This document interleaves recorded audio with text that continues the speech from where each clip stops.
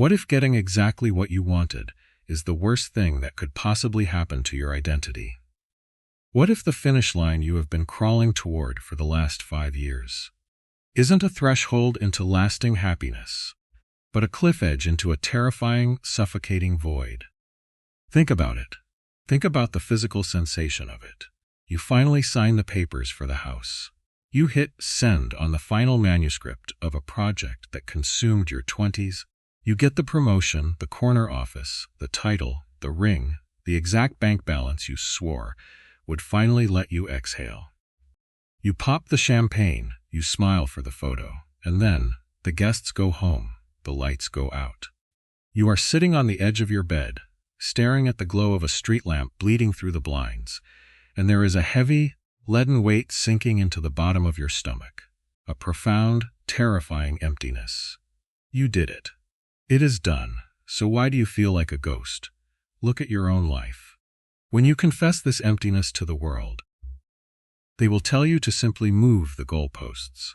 They will hand you a self-help book written by a billionaire who sleeps 4 hours a night. They will tell you that you just need a new mountain to climb. Set a bigger goal, they say. Tanks your vision. This is a lie. It is a brutal psychological violence, dressed up as motivation, because you do not need another mountain. You are not suffering from a lack of ambition. You are suffering from a death. The death of the version of you that was defined by the hunger. For years, your desire was your spine. It held you up. It gave you an excuse to avoid the deeper, darker questions of your own existence. As long as you had a metric to hit, a step count to reach, a revenue target to chase, you did not have to face the terrifying freedom of simply being alive. Your goal was a shield against yourself. Now the shield is gone. You are completely exposed to your own shadow.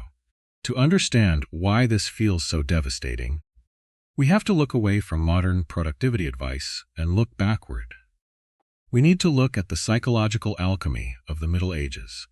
In medieval alchemy, the practitioners believed that before base lead could be turned into gold, it had to undergo a violent necessary destruction.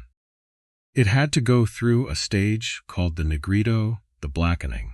The specific mechanism of this blackening was called Putrefactio, the rotting. The material had to literally break down, decay, and putrefy in the flask before anything new could grow from it. Carl Jung, the Swiss psychiatrist, looked at these alchemical texts and realized they were not talking about metals at all. They were mapping the human psyche. When an old way of being has run its course, it must decay, but we despise decay. We are terrified of the rot. Imagine you spend a decade wanting to be a master pianist, or a brilliant entrepreneur, or the perfect parent. Every single morning, your identity is the striver. Your struggles have meaning, your poverty, your exhaustion, your isolation. They all have a romantic tint because you are on a quest. You are the hero in the middle of the movie. Then, you achieve the mastery. The company is sold, the kids move out, the concert is over. The standing ovation fades into the silence of an empty auditorium. Who are you now? The quest is dead, the striver is dead. You are left standing over the corpse of your own ambition, and the smell of putrefactio is starting to rise. And your immediate, panicked instinct is to drag that corpse into the basement, ignore the smell, and invent a brand new ambition by Monday morning. You rush to adopt a new identity because you cannot stomach the smell of your own psychological decay. This brings us to a radical paradox, a truth that sounds entirely backward to the modern ear: the healing power of absolute disillusionment, the necessity of letting your ambition rot. Do not replace it. Do not immediately find a new hobby to distract yourself from the silence. You must allow the achievement to break down and compost inside your mind. Jung called the psychological mechanism behind this Enantiodromia. It is the inevitable tendency of things to turn into their absolute opposites when pushed to their extremes. Extreme striving turns into extreme paralysis. Extreme focus turns into a suffocating dissociation. The harder you ran toward that 5-year goal, the harder the psychological whiplash when you cross the line. The momentum has nowhere to go, so it turns inward. It begins tearing apart the very ego that built it. Think about the person who finally loses the 50 pounds they hated themselves over for a decade. They step on the scale. The number is exactly what they prayed for, and the mirror still reflects a human being. A human being who still has flaws, who still feels lonely on Friday nights, who still doesn't know how to talk to their estranged father. The fantasy was that the achievement would fix the soul. The crushing realization is that the achievement only fixed the body. The soul is still sitting exactly where you left it, waiting for you to pay attention. This is the isolation of success. You are standing in a crowded room with people holding plastic cups of wine, celebrating your promotion, and you realize you have never felt further away from another human being. You are nodding, you are smiling. You are saying, "Thank you, it was a lot of hard work," but behind your eyes, you are wandering through a wasteland. And you cannot complain, because society forbids complaining about getting what you asked for. You are trapped in the golden cage of your own answered prayers. So, what does it look like to actually let your ambition rot? How do you survive the putrefactio of your own success? It looks like sitting on the couch on a Tuesday evening, watching the dust motes dance in the fading sunlight, and resisting the violent, screaming urge to optimize that moment. It means waking up on a Saturday and feeling the phantom limb of your previous stress. The ghost anxiety. Your body is still producing cortisol for a war that ended 3 months ago. You feel guilty. The crushing guilt of resting when there is no dragon left to slay. You will sit there and feel entirely useless. Good. That uselessness is the putrefaction.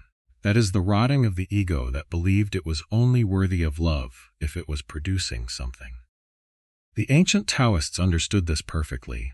They spoke of the useless tree, a tree so crooked, so gnarled, so knotted and strange that the carpenter cannot cut it down to use it for lumber. Because it is utterly useless to the ambitions and the industry of the world, it survives, it simply exists, growing massive, providing shade for the traveler. When you achieve your grand goal, you are suddenly stripped of your use. You are no longer the striving machine.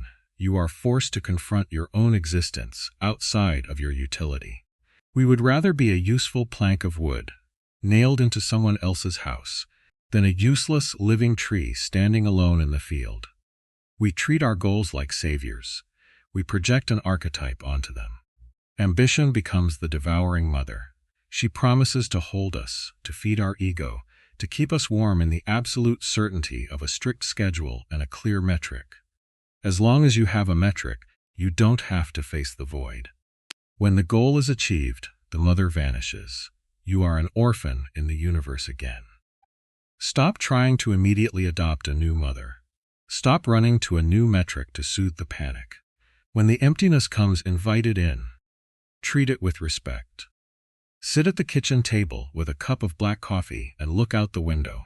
When the panic rises, the panic that whispers, "You are wasting time. You are falling behind. You need a new project. They are going to forget you." You must treat that voice like a frightened child. You do not obey the child. You sit with it. You say, "We are not doing anything right now. We are letting the old skin die." You must practice the discipline of disappointment. You must willingly accept that the peak of the mountain was just a piece of rock covered in snow. Nothing more. It was never going to save you. It was never going to make you whole. The putrefaction is the only way to the gold, and the gold is not the achievement. The gold is not the diploma, the title, or the bank account. The gold is the self that remains, after the achievement has rotted away into the soil. The self that does not need a goal to justify its oxygen. The self that can sit in the shade of the useless tree, entirely unbothered by the frantic rushing of the world, and simply watch the universe breathe. Let the ambition die. Let the identity rot. Stand in the empty field of your own success, and for the first time in your life, simply exist. If you made it to the end, comment "Let it rot," and I will personally reply to you. And if this resonated with you, subscribe to be part of this and leave a like if you enjoyed it.